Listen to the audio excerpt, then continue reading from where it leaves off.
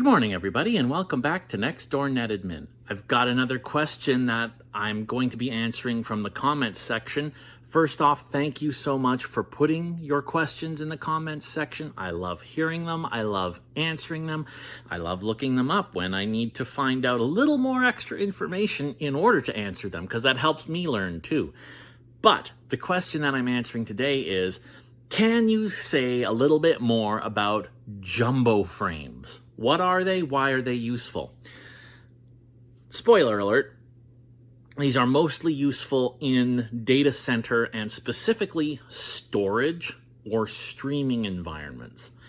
And there's a few other things that you might run across in those environments as optimizations for your networking traffic. So I'm going to cover a few other things, but jumbo frames is one of them. So let's get into it. Ethernet frames, the unit of transmission in an Ethernet environment, have a size limitation. There's a minimum size and there's a maximum size.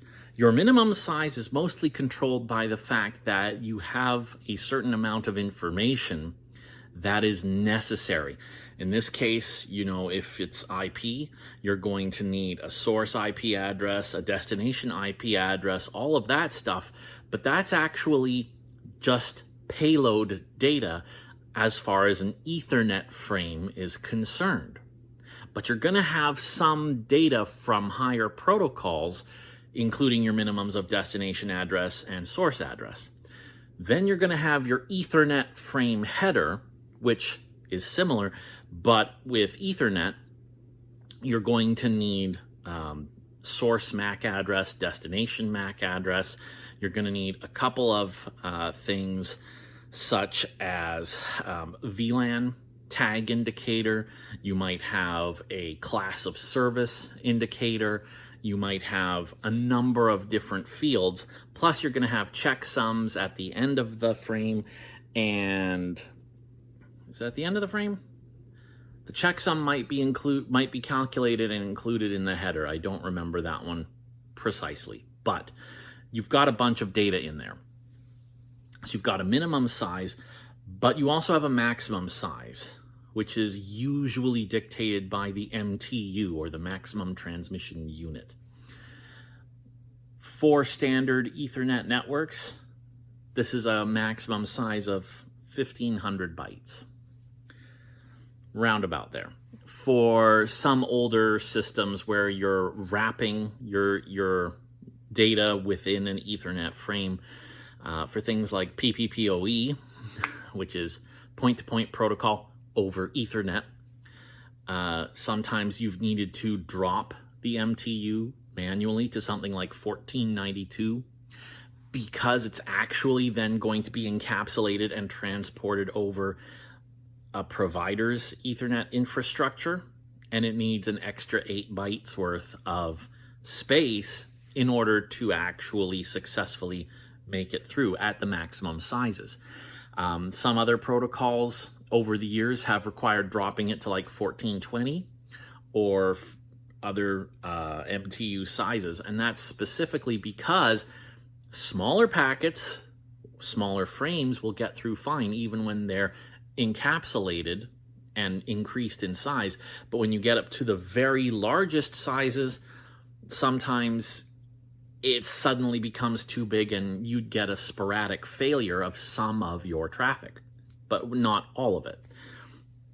Be that as it may, a maximum general transmission unit size of 1,500 bytes means that for every 1,500 bytes, you need to have a source header, a destination header, a VLAN tag, a checksum, all that other stuff, the constants, if you will, with the variable part being the actual payload data.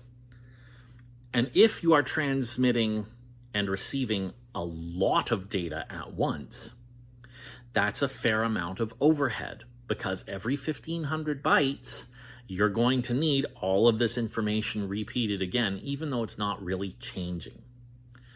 Where jumbo frames comes into the picture is it would be kind of handy if you're transmitting large amounts of data to stretch the size of the Ethernet frame. Jumbo frames, when this feature is enabled, and it's not enabled by default on most switches, when jumbo frames are enabled, you actually get a maximum transmission unit size of something more like 9,000 bytes rather than 1,500. This cuts down on the overhead because you can just bundle a bunch more payload data in there without suffering the additional overhead of repeating the header information every single 1,500 byte boundary. So this speeds up data transmission, and it just, makes it a little more efficient as well. But if you don't have jumbo frames enabled, to any other piece of equipment, this just looks like an error. This looks like an error of, something got garbled and corrupted. I must have missed the header in the middle, and now I'm seeing, the remains of two packets that got corrupted and garbled in transmission smushed together, and it will reject it. So if you're going to use jumbo frames, you have to actually go into every switch along the transmission pathway and enable jumbo frame support, because it's not something that was explicitly part of the Ethernet specification. So it's not something where you can just tick a flag in the header and everything knows, this frame I'm going to expect something more. No, this operates on a much more fundamental level of determining, if I've seen 1,500 bytes and the data's continuing, then something is wrong. It's an error. Or I have jumbo frame support. I'm just going to keep reading and hope that it up to 9,000 bytes and hope that it ends somewhere in there, and then I can validate the checksum and make sure that it's good. And if it's not, then I guess I must have had something corrupted anyway. But I've been sitting here reading up to 9,000 bytes off the wire without interrupting it and without telling the sender, hey, there's an error. I need you to stop and resend something. And that's why you don't have jumbo frame support enabled everywhere, and why you don't want to enable it everywhere within your network. If your devices get their data corrupted, say because your data line happens to run next to power, it's unshielded and it's not the best power, these things can happen. You can have that corrupt the data on your Ethernet line. If you have to wait for 4 or 5 times the standard length of your frame before you can interrupt it and say, actually, there was an error, can we go back like 4 more frames and resend that? That can play havoc with your data transmission where you're not using jumbo frames. But in specific environments, jumbo frames can be great. This is typically used, like I said, with either storage, where you are accessing large amounts of storage and you're pulling large amounts of data from it. Jumbo frame support is absolutely a wonderful thing to enable if your equipment supports it. All of your equipment, server, switch, and your storage appliance, all need to have it supported, all need to have it turned on. The other place I've seen this is in streaming. Specifically, if you've got a device that is, recording and streaming large amounts of data on an ongoing basis. Specifically, where I've encountered this is where somebody is got a camera set up and they are streaming this data from the camera to, for example, a TV system, and they're using a spare unused channel on the TV system to essentially live broadcast the feed from this internal camera. Okay, cool, you can absolutely do that. But if you're transmitting and streaming large amounts of data, it's going to speed it up if you have jumbo frame support enabled so that it can pack 9,000 bytes into a single frame and send it off rather than having to split it into multiple 1,500 byte chunks. Cool. So that's jumbo frame support. What are some other things that you might see in a data center environment to optimize your traffic flows? One of the biggest is going to be QoS, quality of service. Every single certification that I have done will talk a lot about quality of service. You'll often also see this in environments where you're supporting VoIP phones or streaming traffic or storage traffic, anything where you've got a big pipe with lots of traffic trying to get through it, but some of it is really important and time sensitive, and some of it is, just web browsing traffic that doesn't need to be prioritized. We can just set that aside. Fine, but in a storage or in a data center environment, how necessary is it? Well, if you stop and think about it, if you've got a small environment, let's start there. A small environment where you've got a server, a switch, a storage appliance. Do I need to enable quality of service here? No, I really don't.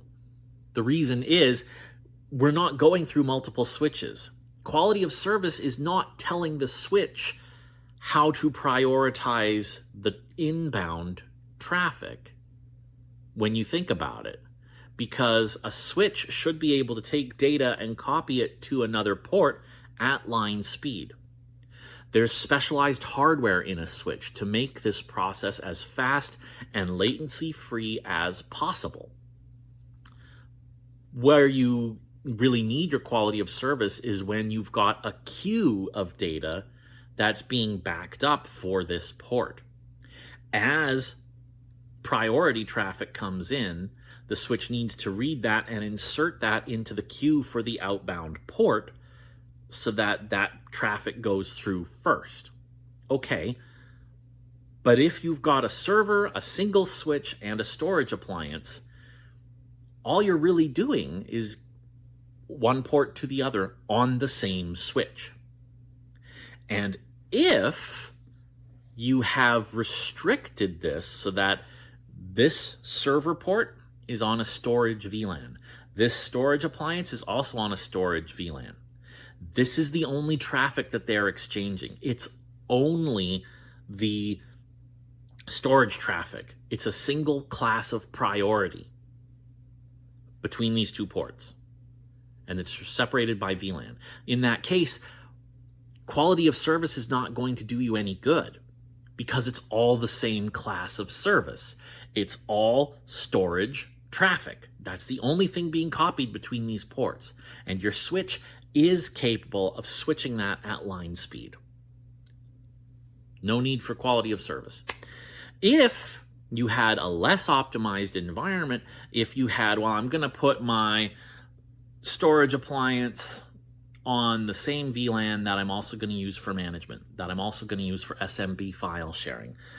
Okay, well, maybe your SMB file sharing traffic needs to be deprioritized as opposed to, say, virtual machine block storage traffic over iSCSI. That might be something, but most optimized networks will split that out so that you have a general usage VLAN, you have a storage VLAN, and the storage VLAN, those ports are only on the storage VLAN. They don't take traffic from anything else. They don't have to look at traffic for anything else. And it's on one switch. If you're in a small to mid business environment, if you're in a large data center, this isn't going to work. You're going to have storage appliances possibly in one section. You're going to have possibly multiple switches that your traffic has to flow through before it gets to the server. In that case, you can't say, well, these ports are on the same VLAN and therefore it's good. You're going to have to flow that traffic through inter-switch links. Inter-switch links are usually carrying multiple VLANs. So in that case, yeah, you're going to need to deal with quality of service because you need to make sure that your storage traffic is prioritized correctly when passing over an inter-switch link from one switch to another, to wherever its destination ends up being. So quality of service is not the be-all and end-all. If you're in a small environment and it's well engineered, you can get away without using it. But it's in all the certifications for a reason. In larger environments, it's absolutely going to be necessary. And that brings me to the last thing that is going to be a factor in larger environments. If we step away from Ethernet for just a second, there's other protocols that can be used at layer 2 in the network. One of these is fiber channel. Fiber channel is a different protocol altogether with different rules, different addresses for addressing the equipment and everything else. You can run fiber channel over Ethernet, FCOE. You can run fiber channel over IP for long distance connections, FCIP. But one of the things that you can encounter in alternative networks is something called ECN, explicit congestion notification.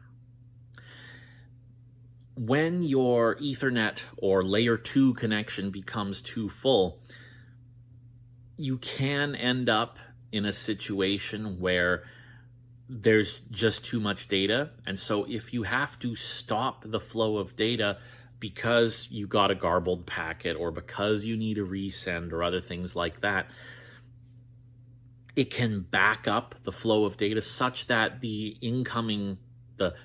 transmitting switch's queue for that port can become so backed up that it has to just drop further inbound traffic for that outbound port. If I'm talking to you, if think of it this way, if I'm accepting messages from other people and sending them to you, and you have to just read them as you receive them. You have to read them as you receive them. Pardon my garbled speech today. You might need to tell me to slow down. You might say, hey, I didn't quite catch that. Can you pass that message again? Okay, I can do that. But in the meantime, I'm still receiving messages from other people that all need to get to you. If I can't hold any more messages, I just have to drop new ones. And other people might not realize that I'm dropping their messages because there's only so much that I can tell you at one point in time. What would be useful is if there was a way for me to tell everybody else, hey, I'm getting backed up with messages here. Can you please stop sending messages or slow down? Because the person that I'm passing the messages on to just can't read that fast, okay? There's 10 people all trying to have their messages read at once.